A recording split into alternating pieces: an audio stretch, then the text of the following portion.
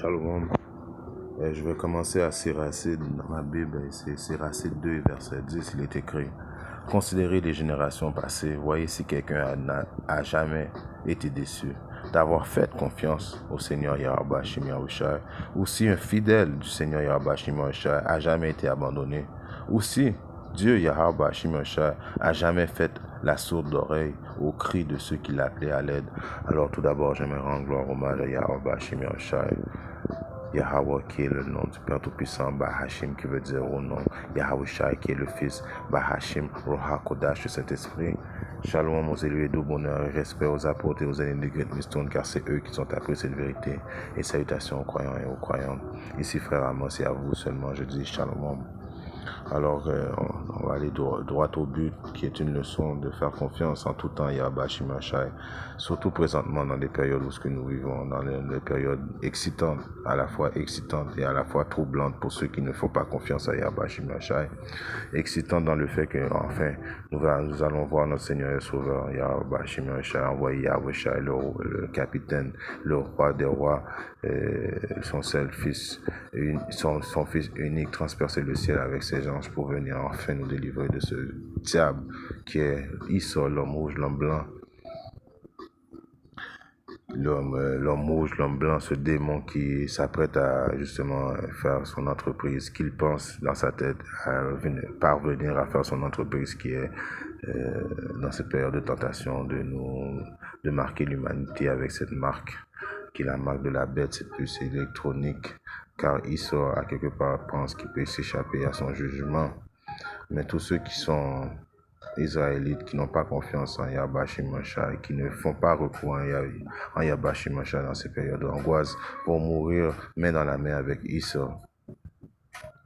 Et si je reviens à Siracide 2 et 10, considérer les générations passées, alors dans nos ancêtres, dans nos pères, que ce soit Abraham, Isaac, Jacob, Moïse, Lot, Job, Noé, alors qui a fait confiance à Yahweh Shimashai et puis que Yahweh Shimashai ne l'a pas délivré, ça se fait pas.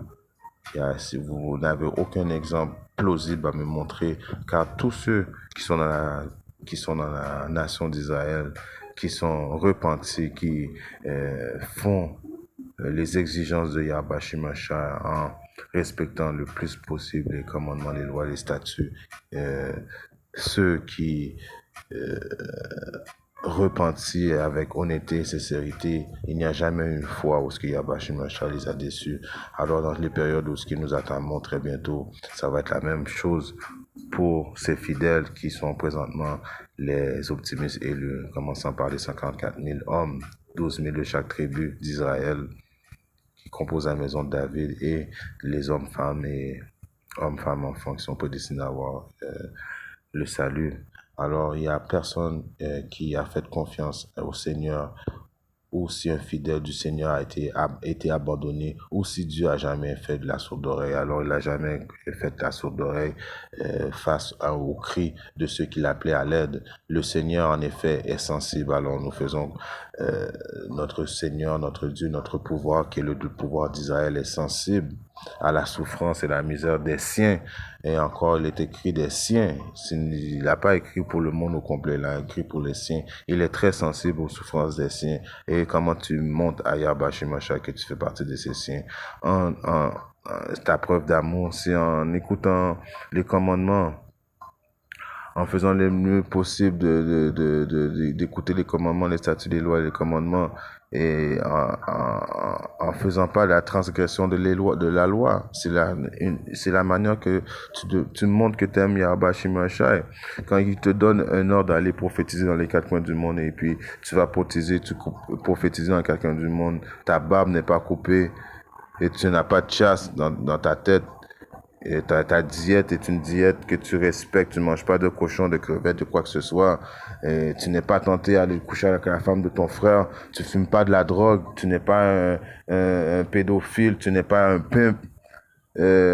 Toutes ces choses-là, c'est de montrer que tu aimes Yahweh Shimashai. Alors, dans les temps de détresse, il sauve. il sauve, il est là, il va être omniprésent pour sauver. Mais garde à l'impie ceux qui, à quelque part, ne veulent pas revenir dans les bonnes grâces de Yabashi Mashai. Que ce soit le deux tiers ou bien les autres nations, commençant par Israël, qui est l'homme rouge, l'homme blanc, le diable, s'apprête à mourir. Il va y avoir beaucoup de morts. Enough man gonna die soon. Enough man gonna die. Quand je dis men, ça, quand on dit homme, femme, enfant, bébé, Yabash Macha n'est pas, il respecte pas la personne en particulier. Que tu as 2 ans, il y a du monde qui ont des bébés présentement, ils pensent qu'ils vont pouvoir sauver leur bébé. Yabash Macha, je sais pas, c'est le bébé, quel esprit qu'il a ce bébé-là. Yabash Macha va tuer 9 people là, très bientôt. Donc si tu n'as pas Yabash Macha, si tu ne fais pas confiance à Yabash Macha, tu t'apprêtes à mourir. Commençons à Nehum. Puis c'est plus leçon. Anéum insiste, qui peut subsister devant son indignation? Alors dites-moi, qui peut résister à l'indignation de Yabash Macha quand Yabash Macha décide d'amener son courroux sur l'humanité? Personne. Et qui peut demeurer dans la violence de son courroux? Alors personne ne peut demeurer dans la violence de son courroux. Il y a un précepte qui dit que éventuellement, quand toutes les nations vont être dans la vallée de Jéhoshaphat, et puis qui vont arrêter de faire la guerre entre eux autres, et puis ils vont pointer leur âme sur Yahweh et puis faire la guerre Yabash Mashai. Mais vous devez savoir que Yabash Mashai va mettre un esprit de courage pour que les autres ils font ça, parce que deep inside, ils ont déjà toute peur. Si Yabash Mashai n'aurait pas mis le courage pour qu'ils fassent ça, car c'est la volonté de Yabash Mashai, ils n'auraient pas été si braves de faire ça. C'est la volonté de Yabash Mashai justement pour prouver, pour démontrer son pouvoir, qui va donner un esprit aux autres nations de penser de faire la guerre à Yahushai. Maintenant, deep inside, ils ont vraiment peur. Sa fureur est versée comme un feu et les rocs sont lancés par lui. Le Seigneur est bon, une forteresse au jour de détresse. Il connaît ceux qui se confient en lui. Alors nous savons que les oreilles et les yeux de Yabash Mashai sont les anges. Les anges sont là, ils campent alentour de ceux qui craignent Yabash Mashai. Psaume 34 et 7. Donc tout est enregistré. Yabash Mashai connaît très bien ceux qui croient en lui, ceux qui font confiance en lui, et les délivre en temps d'angoisse. Mais ceux qui ne font pas confiance en Yabash Mashai, ils sont about to die, comme d'une mort très sanglante. Si on regarde un quick precept qui est dans le livre de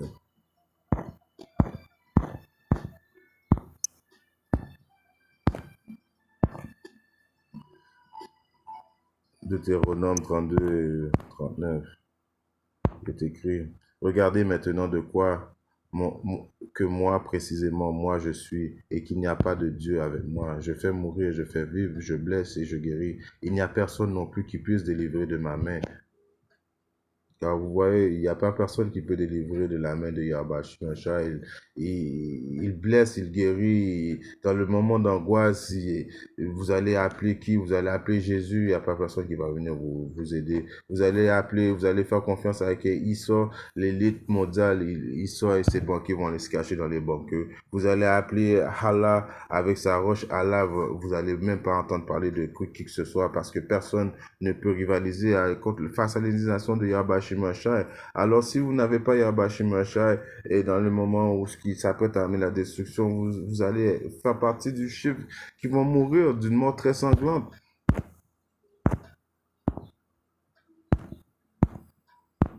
Jérémie 11:11. C'est pourquoi ainsi dit le Seigneur Yahweh Bashi Mashai: voici je vais faire venir sur eux un mal duquel ils ne pourront s'échapper. Ce mal est tellement hardcore qu'il n'y a pas personne qui va pouvoir s'échapper. Ceux qui vont pouvoir s'échapper, c'est les optimistes élus, ceux qui craignent Yabash Mashai. Et puis en plus, il y a un précepte qui dit à quelque part, je paraphrase de ce verset: même l'élu va être sauvé de peine et de misère à la dernière seconde. Même l'élu va avoir très peur, mais éventuellement il va être sauvé, car il a fait confiance à Yabash Mashai, comme nos ancêtres ont fait confiance à Yabash Mashai, et ils ont été sauvés. Mais c'est juste pour dire que même l'élu à la dernière seconde va être sauvé de peine et de misère. Ils auront beau crier vers moi, je les écouterai pas. Alors, dans cette période-là, tout le monde va crier vers Yahweh Shemashah et bon, parce qu'ils vont voir, tout le monde en cette période-là vont connaître Yahweh Shemashah. Il va se faire sentir sa présence sur l'humanité. Il n'y aura pas de second doubt qu'il y a un Dieu comme aujourd'hui.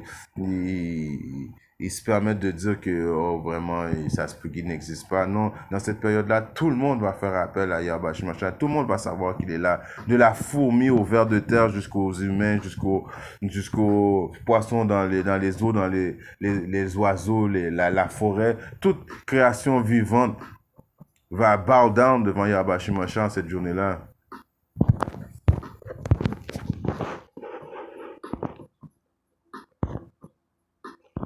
Psaume 44.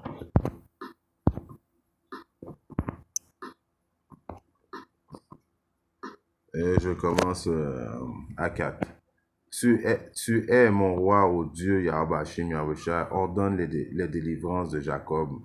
Alors, si Yahweh Hashem est le pouvoir d'Israël, les soi-disant des négros, les soi-disant des latins, les soi-disant des amérindiens, et la confusion des visages éparpillés tout partout dans le monde qui sont des Israélites, ordonne la délivrance de Jacob. En réalité, ordonne la délivrance des 12 tribus d'Israël. Par ton moyen, nous renverserons nos ennemis. C'est par le moyen de Yahweh Shemashah que nous allons pouvoir renverser nos ennemis.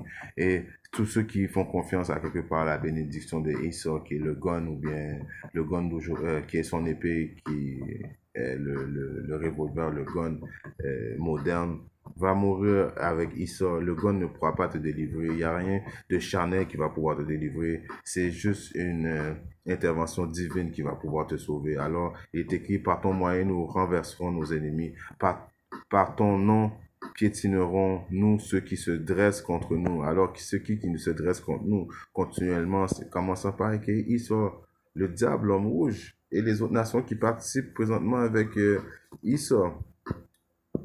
Car je ne me confierai pas dans mon arc, mon épée ne me sauvera pas non plus. Alors, comme que je vous dis, il n'y a aucune épée. Premièrement, l'épée n'est pas une bénédiction donnée aux Israélites. La bénédiction qui nous a été donnée, c'est notre foi, de faire confiance en Yahweh Shemashah, avoir le réconfort dans le livre saint. La Bible, c'est ça, c'est notre confort, et non l'épée de Esau. Alors, car je ne me confierai pas dans mon arc, mon épée ne me sauvera pas non plus. Mais tu nous as sauvés de nos ennemis et tu as rendu honteux ceux qui nous haïssaient. Alors ceux qui nous haïssaient, alors ils sont tellement nombreux à nous haïr, ils sont tellement envieux de nous, ils sont envieux, sachant que nous sommes le peuple choisi de Yahweh Shemashah. C'est pour ça qu'ils nous haïssent. C'est pour ça que tous les peuples nous haïssent. C'est pour ça que Yahweh Shemashah s'apprête à amener la destruction sur eux aussi, commençant par Esau, l'homme rouge, l'homme blanc, le diable. En Dieu Yahweh Bashimashah, nous nous vantons tout le long du jour et nous louons ton nom pour toujours celle-là. Alors nous devons faire confiance et nous avons confiance en Yahweh Bashimashah, comme qu'on avait lu dans le passé. Aucun de nos ancêtres qui a fait confiance en Yahweh Bashimashah n'a été déçu. Aucun. Si on regarde maintenant un precept qui est dans Jérémie 17, et je commence à 5. Ainsi dit le Seigneur Yahweh Shemashah, maudit soit l'homme qui se confie en l'homme. Alors maudit soit ceux qui se confient en l'homme. Il y a un précepte qui dit malheur à ceux qui font confiance à Pharaon, en voulant dire qui est le pharaon moderne, c'est le président des pays babyloniens, qui est, exemple, Joe Biden. Maudit soit ceux qui font confiance aux Égyptiens, qui est l'Égypte des temps modernes. Spirituellement, l'Égypte d'aujourd'hui, c'est les États-Unis, Babylone. Alors maudit ceux qui se confient en l'homme et qui a de la chair fait son bras et dont le cœur s'éloigne du Seigneur. Car il sera comme la bruyère dans le désert. Il ne verra pas quand le bien viendra, mais il habitera les lieux desséchés dans le désert, dans une terre salée, inhabitée. Béni est l'homme qui se confie dans le Seigneur et duquel le Seigneur est l'espérance. Aïe, aïe, aïe. Bra! Alors, confiance, Maudit soit celui qui fait confiance aux Égyptiens. Maudit soit celui qui va s'emparer de prendre la marque de la bête quand l'angoisse va être sur lui parce qu'il n'aura pas de foi. Tu vas prendre la marque et éventuellement tu vas mourir d'une mort plus tragique que encore la marque. Et il y a un précepte qui dit que cette marque-là va donner à tous ceux qui vont avoir pris cette marque-là, il va avoir comme un genre de, je paraphrase le mieux que je peux, un genre de cancer qui va sortir de leur peau aussi. Car tous ceux qui vont prendre cette marque va être maudit. Si on regarde un autre précepte, je vais pas rester trop longtemps, qui est dans le livre de... C'est pas Job. C'est là qu'il y a... Ouais, c'est ça. Osée 1 et verset 7. Mais je ferai miséricorde à la maison de Juda, et je les sauverai par le Seigneur leur Dieu, et je les sauverai ni par arc, ni par épée, ni par bataille, ni par chevaux, ni par cavalier. Alors Yahweh Shimashai, présentement, il est en train de nous sauver. Comment il est en train de nous sauver présentement? Avec ces mots, avec cette sagesse qu'il nous a donnée, qu'il nous a laissé, avec cette connaissance, cette sagesse qui est la connaissance de la Bible, de la Sainte Écriture. C'est comme ça que présentement, il est en train de nous sauver. Éventuellement, oui, il va nous donner les pouvoirs spirituels pour chasser ce diable, l'homme rouge, l'homme blanc, et qui sort et les autres nations qui ont participé à notre oppression, mais présentement c'est par l'Esprit Saint, par la sagesse qu'il est en train de nous sauver présentement.